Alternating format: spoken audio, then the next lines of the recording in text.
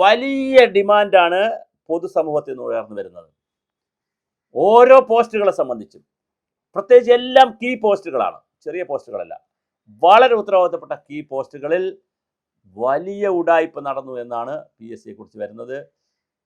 Youth കോൺഗ്രസിൻ്റെ കൂടി നേതാവായിട്ടുള്ള മന്ത്രി, പിന്നെ സ്പോർട്സ് വകുപ്പ് മന്ത്രി യുവജനകാര്യക്ഷേമ വകുപ്പ് മന്ത്രി ജനീഷ് പറഞ്ഞത് 10 വർഷക്കാലത്തെ, കഴിഞ്ഞ 10 വർഷക്കാലത്തെ പ്രവർത്തനങ്ങൾ അന്വേഷിക്കണമെന്നാണ്. എന്നാൽ പല ഡിമാൻഡുകളും വരുന്നു. കേരളത്തിലെ ഏജൻസി അന്വേഷിച്ചാൽ പോരാ, അതൊരു സ്പെഷ്യൽ ഇൻവെസ്റ്റിഗേഷൻ ടീമിനെ വെച്ച് അന്വേഷിക്കാനായിരിക്കാം. കാരണം ഇപ്പോൾ എല്ലാം SIT മോഡലാണ്. SIT ശബരിമല വന്നതോടുകൂടി ഒരു SIT മോഡൽ വന്നിട്ടുണ്ട്. അപ്പോൾ പിന്നെ ശബരിമലയിൽ SIT ആയിരുന്നു. അതുപോലെ തന്നെ ഈ പിന്നെ പ്രതിരോധ പ്രവർത്തനങ്ങളുടെ ഭാഗമായി ആലപ്പുഴയിലെ ഇപ്പോഴത്തെ MLA തോമസിനെയൊക്കെ തല്ലിയ DYFIക്കാരും ഗൺമാനും ഒക്കെ തല്ലിയ ഒരു കേസുണ്ട്. അതിനും SIT ആണ് വെച്ചത്. അപ്പോൾ അത് SIT ഇപ്പോൾ ഒരു ഫാഷനാണ് കേരളത്തിൽ. അതുപോലെ ഒരു SITയെ രൂപീകരിക്കുമോ? VD സതീശൻ മുഖ്യമന്ത്രി വളരെ കർശനമായി ഇതിനകത്തൊരു നിലപാടെടുക്കാൻ പോവുകയാണ്. അങ്ങനെയാണെങ്കിൽ ഒരു കൃത്യമായിട്ടുള്ള ഒരു ഇത് നടക്കുമോ? ഏതാണ് നടക്കാൻ പോകുന്നത്? അന്വേഷണം, ഒരു SIT വരുമോ? ഒരു സ്പെഷ്യൽ ഇൻവെസ്റ്റിഗേഷൻ ടീം വരുമോ? അതോ ആഭ്യന്തര വകുപ്പിൻ്റെ വിജിലൻസ് ഇത് അന്വേഷിക്കുമോ? അതൊന്നും പോരാ, CBI അന്വേഷിക്കണം.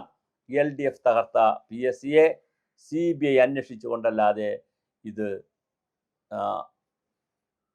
പുറത്തു കൊണ്ടുവരാൻ കഴിയില്ല. അപ്പോഴും ഒരു PSC മെമ്പറുടെ ഒരു പോസ്റ്റ് വന്നിട്ടുണ്ട് ഫേസ്ബുക്ക്. നിത്യസത്യം ജയിക്കട്ടെ എന്ന് പറയുന്നത്. ചെയർമാനായിരുന്ന സക്കീർ നേരിട്ടാണ് ഇൻ്റർവ്യൂകൾ പലതും ഈ ഹയർ പോസ്റ്റുകളിൽ നടത്തിയിരുന്നത്. അതുകൊണ്ട് തന്നെ ചെയർമാൻ അടക്കമുള്ള മുഴുവൻ അംഗങ്ങളെയും, കഴിഞ്ഞ 10 വർഷക്കാലം PSCയിൽ ജോലി ചെയ്തിരുന്ന അല്ലെങ്കിൽ ഇപ്പോഴുമുള്ള എല്ലാ അംഗങ്ങളെയും അവരുടെ സ്വത്തും മറ്റു കാര്യങ്ങളും അന്വേഷിക്കേണ്ടതുണ്ട്. വളരെ കൃത്യമായി അന്വേഷിക്കേണ്ടതുണ്ട്. കാരണം ഇത് വലിയ ചതിയാണ് ഇവിടെ നടന്നിരിക്കുന്നത്. ആസൂത്രണ ബോർഡിൽ 2019 ഇപ്പോൾ നടന്നതാണല്ലോ വിവാദമായത്, ഒരു ചീഫ് പോസ്റ്റ്. പക്ഷേ 2019 ഇതിനേക്കാൾ വലിയ അപകടം അവിടെ നടന്നതായിട്ട് പറയുന്നു പ്ലാനിംഗ് ബോർഡിൽ. അതുപോലെ KASൽ, കേരള അഡ്മിനിസ്ട്രേറ്റീവ് സർവീസിൽ പറയുന്നു, ലാ കോളേജിൻ്റെ പറയുന്നു, പോലീസ് ഡിപ്പാർട്ട്മെൻറ്റിൽ പറയുന്നു.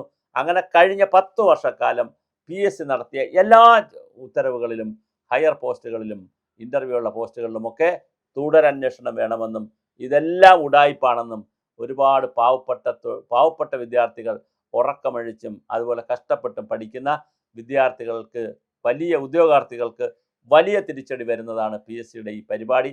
അതുകൊണ്ട് തന്നെ CBI അന്വേഷിക്കണം എന്നുള്ള ഒരഭിപ്രായം ഉയർന്നു വരുന്നുണ്ട്.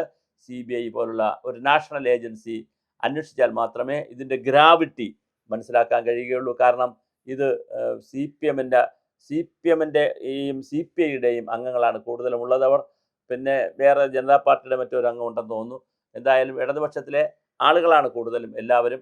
അപ്പോൾ അവർ നടത്തിയ ഈ പകൽ കൊള്ള കൃത്യമായി അന്വേഷിക്കണം. ശബരിമലയിൽ കൊള്ള, PSCയിൽ കൊള്ള, ഭരണഘടനാ സ്ഥാപനങ്ങളാണ്. ഭരണഘടനാ സ്ഥാപനങ്ങളിൽ പോലും ഇത്രയും വലിയ കൊള്ള നടത്തുകയാണെങ്കിൽ മലയാളിയായ ഒരു ശരാശരി ഉദ്യോഗാർത്ഥി, ഒരു ശരാശരി വിദ്യാർത്ഥി, ഒരു ശരാശരി യുവാവ്, ഒരു യുവതി എവിടെയാണ് പോയി നീതി തേടാൻ പറ്റുക? കൃത്യമായിട്ട് തനിക്ക് നീതി ലഭിക്കുമെന്ന് പറഞ്ഞ് കഷ്ടപ്പെട്ട് ലക്ഷക്കണക്കിന് ആളുകൾ PSC ടെസ്റ്റ് എഴുതുമ്പോൾ വേണ്ടപ്പെട്ടവരെ, സഖാക്കളെ, സുഹൃത്തുക്കളെ, വേണ്ടപ്പെട്ടവരെ പിൻവാതിലൂടെ കയറ്റി മുന്നിലിരുത്തുന്ന വളരെ വലിയ ഒരു തരികിടതവും തരികിട പരിപാടിയാണ് PSC നടത്തിയത്. PSCയിൽ നിന്നൊരിക്കലും ഇത് പ്രതീക്ഷിച്ചില്ല. കാരണം അല്ലാത്ത സ്ഥാപനങ്ങളിലൊക്കെ, ഇപ്പോൾ ഓട്ടോണമസ് സ്ഥാപനങ്ങൾ തുടക്ക സമയത്തൊക്കെ കുറച്ച് പോസ്റ്റിംഗ് ഒക്കെ നടക്കുന്നത് അത്തരത്തിലൊക്കെ നടക്കും. പക്ഷേ എന്ന് വെച്ച് സ്ഥിരമായി അവിടെ എല്ലാവരെയും അങ്ങനെ ചെയ്യാനും പറ്റത്തില്ലല്ലോ, അങ്ങനെ ചെയ്യത്തുമില്ല. അതേസമയം ഇപ്പോൾ പല സ്ഥാപനങ്ങളും തുടങ്ങുമ്പോൾ അങ്ങനെ വരും.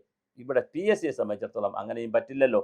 PSCയെ സംബന്ധിച്ചിടത്തോളം PSCക്ക് ഒരു റൂൾസ് ഉണ്ട്, ഒരു റെഗുലേഷൻ ഉണ്ട്, ഒരു ആക്ട് ഉണ്ട്, ഒരു ചട്ടമുണ്ട്, എല്ലാം ഉണ്ടെന്ന് പറഞ്ഞിട്ട് കാര്യമില്ല. 10,000-കണക്കിന് ആളുകൾ എഴുതുന്ന ടെസ്റ്റിലാണ് തിരിമറി നടന്നിരിക്കുന്നത്. ഇൻ്റർവ്യൂവിലാണ് കൂടുതൽ തിരിമറി. ചോദ്യപേപ്പർ കൊടുത്തതിലും തിരിമറിയുണ്ട്. ഉത്തരം വാല്യൂ ചെയ്യുന്നതിലും, എല്ലാ ചോദ്യവും വാല്യൂ ചെയ്യാതെ, അല്ലെങ്കിൽ ഇപ്പോൾ പ്ലാനിംഗ് ബോർഡിൻ്റെ കേസിൽ തന്നെ 10 ചോദ്യം വാല്യൂ ചെയ്തിട്ടില്ല. 10 ചോദ്യം വാല്യൂ ചെയ്താൽ അതിൻ്റെ മാർക്ക് കൂടെ കയറി വരുമല്ലോ ബാക്കിയുള്ളവർക്ക്.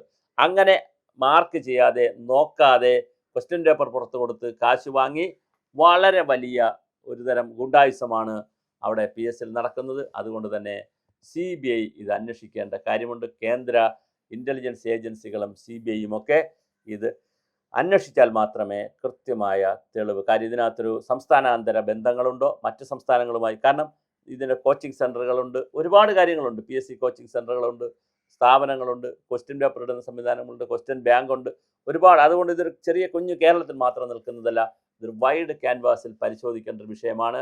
ഒരുപാട് ആളുകളെ പോസ്റ്റ് ചെയ്യുന്ന ഒരു സ്ഥാപനമാണ്. അതുകൊണ്ട് തന്നെ ആ വൈവിധ്യം മനസ്സിലാക്കി വളരെ കൃത്യമായിട്ടുള്ള ഒരു അന്വേഷണം നടക്കണം. അത് ആഭ്യന്തര അന്വേഷണം വേണമെങ്കിൽ നടന്നോട്ടെ, പക്ഷേ വലിയ ഏജൻസികളെ കൊണ്ട്, CBI പോലുള്ള വളരെ വലിയ ഏജൻസികളെ കൊണ്ടുള്ള അന്വേഷണവും വളരെ അനിവാര്യമാണ്.